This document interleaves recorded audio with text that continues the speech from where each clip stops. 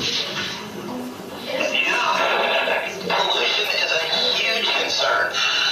That's one of the reasons I'm so happy to be talking about you guys today, because we are known as stewards of our environment. I'm not taking care of the environment because of me. If I take care of the environment, it's going to help you. And so it's all about taking care of our environment for the next generation. And so by speaking with you guys today in 3rd, 4th, 5th, and 6th grade, and if I can get you to start thinking about this at 10, 11, or 12 years of age, at 24 and 25, you won't be dumping your soap from your car wash into the sewer drain, because you'll realize you're impacting and affecting the beauty of our creation. And it's just an amazing thing. Oh, look at, this is Alice, you guys. Oh, I'm sorry, that's Trixie. And how do I know? Oh, hang on, I was wrong again. Stand by, everybody. That is Yushan. That's one of the boys. They are beautiful, aren't they? You know, one of the things that everybody asks me about the whale sharks, it's not just about how you identify them, but how big are they? Well, the female sharks, whale sharks, are larger than the male whale sharks. So the two male whale sharks here are in the neighborhood of 18 to 21 feet. The female whale sharks are 22 to 25 feet. And this is where it gets kind of crazy. They know for a fact that they can grow 35 to 40 feet, but the largest whale shark ever recorded was in 1925. And they found a whale shark that was 60 feet long. Yeah, 6-0. So if you guys want a good idea in your brain and your mind about how big these things are, it's like the size of a yellow school bus. Yep. And the whale sharks here are somewhere between 2,500 and 3,000 pounds. But we know that they have grown in excess of 5,000 pounds before. So that is a really, really big shark, isn't it? Hey, Commander, we've had a whole group of great questions. So I think, East Rochester, if you're all right with that answer about pollution, we should move back on to our next question. So Commander Rapp, I'm thinking this group has got something really special for me. What do you think?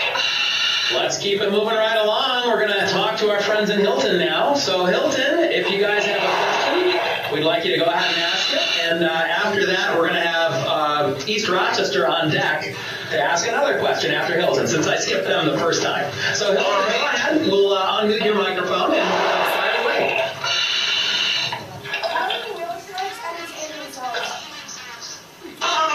That's a great idea. Entertainment for our whale sharks. That is so much fun. All right, so let me ask you a question. Do you enjoy jumping on your trampoline at home? And why do you like bouncing up and down on a trampoline? It's kind of fun. Well, we've watched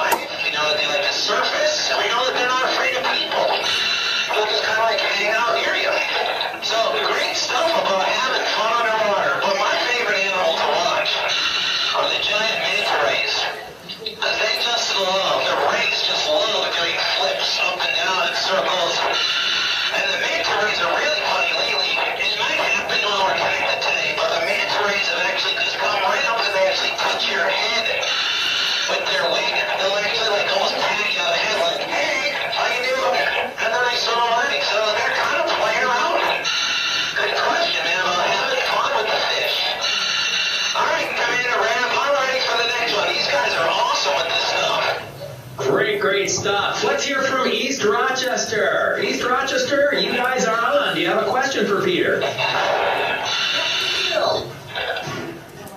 How do whale sharks communicate with each other? Oh no!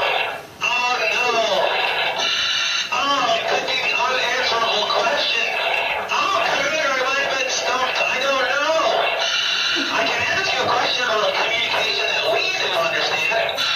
Hey, you guys, how many senses does a human being have? How many senses do we have? All right, tell me what they are.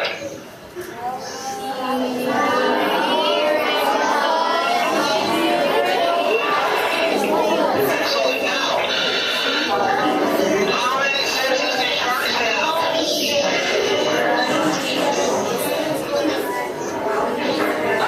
You guys, sharks, are you ready for this? They have 7. They have the same five that you and I have, but they have 2 more.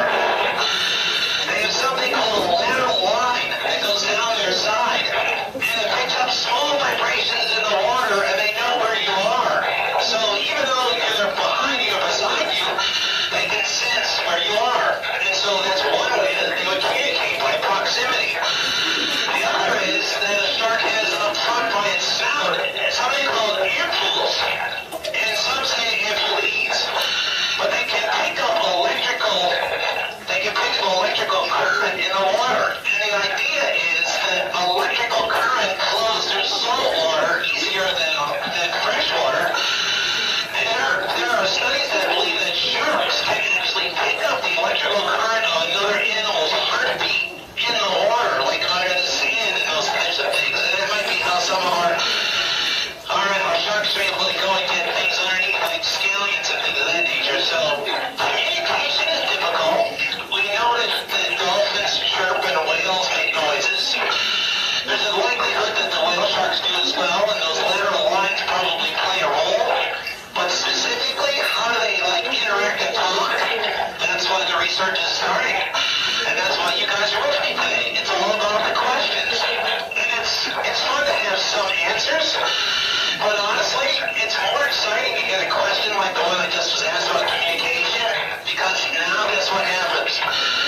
More research begins, because you just asked a question that I can't answer. And when I get back to Rochester, my friends in East Rochester, guess what I'm going to be doing? I'm going to be learning as much as I can, and if I get a specific answer about communication, guess what? Yeah, I'll call you up. We'll communicate. I'll share what I learned. Good stuff, Commander. Well, I'm ready for the next one. We're going to continue with one round of questions from each school before you're likely to run out of oxygen. So I think we can take one more from each school. We're going to move around now to our friends from Grosse Isle and Entry Island in Quebec, Canada. You guys, if you have a question for Peter, let's hear from you. Do you think it's fair to keep a whale shark in an aquarium? All right, Commander Ram.